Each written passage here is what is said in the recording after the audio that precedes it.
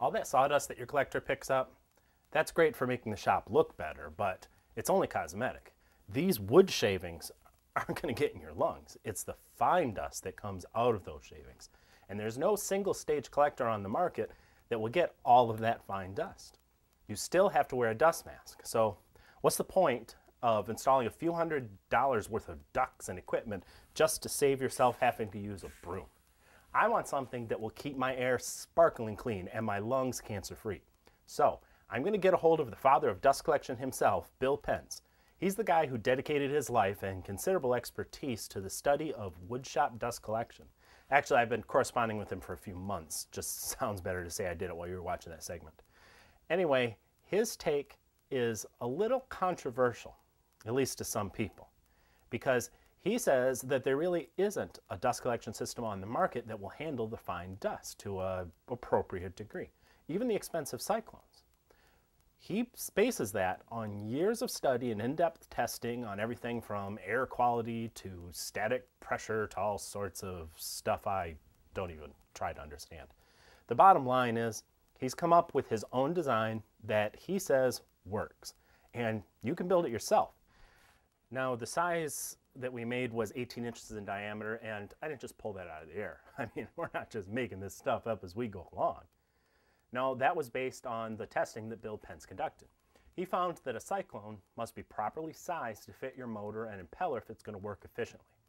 He also found that the length and angle of the cone that goes under this sucker is important too. For this system, we're going to use an 11.5-degree cone. So this project is going to require a few angles to be cut. And the other features of this dust collector that makes it so great, they're based on a little thing called physics. You see, Einstein taught us that airflow is equal to mass plus something else times the velocity of dust squared. To the layman, well, just go look at Bill Pentz's website. He has all those calculations there. But I'm going to bottom line it for you, make it a little less mathematic-y. Bill built a cyclone, tested it, tore it apart, built it again. He did it like 100 times until he came up with two critical changes. These features are easiest to see in this acrylic model that was sent to us by Clearview Cyclones. Clearview is the only company that makes cyclones based on this design that we're using in our wooden cyclone. Now, Mike is going to use this to show you what those features are. The first thing he did was he made changes right here at the inlet. Instead of stopping it right here when it comes into the cylinder, he extended it farther in and angled it downward. Then he added an internal ramp that wraps really all around the outlet of the center.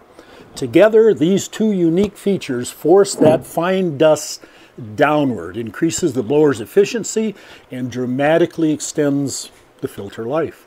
A cyclone is just a giant funnel unless you attach an appropriately sized blower.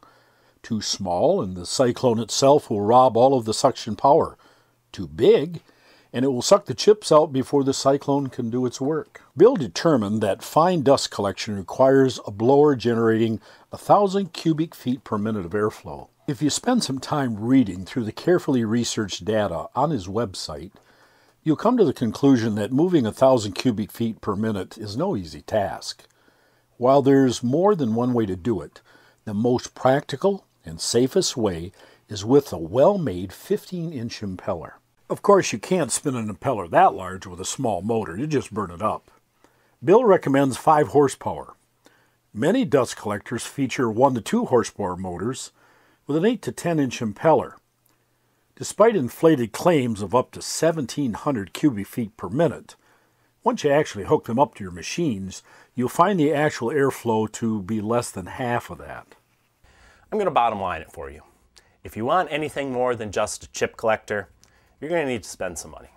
ClearviewCyclones.com can set you up with a 5-horse motor and a 15-inch impeller inside a nice housing for about $800. Now that's a lot of lettuce. Is it worth it? Well, I'm not a doctor, but I do play one on the internet. So look at it from my shoes for a minute. After this episode airs, I'm going to get a ton of email from people telling me that sawdust is going to kill me. Then I'm also going to get a ton of email from people telling me that it's all just a bunch of hooey. Some of those people will know what they're talking about, others won't. Bill's website is full of sourced material from peer-reviewed medical journals saying that dust can be really dangerous. There's other sites that say just the opposite. Who do I believe? Well, I hope to have at least 40 or 50 years of breathing ahead of me. So that means if the don't worry about it crowd turns out to be wrong, it could mean a lung transplant in my distant future, and I don't know anybody willing to give me their lungs. On the other hand, if the dust will kill you crowd are the ones that are wrong, well, worst case scenario is I've had a great clean shop for all those years. I think you see where I'm going with this.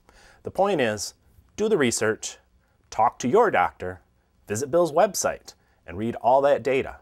Then get the best dust collection that you can afford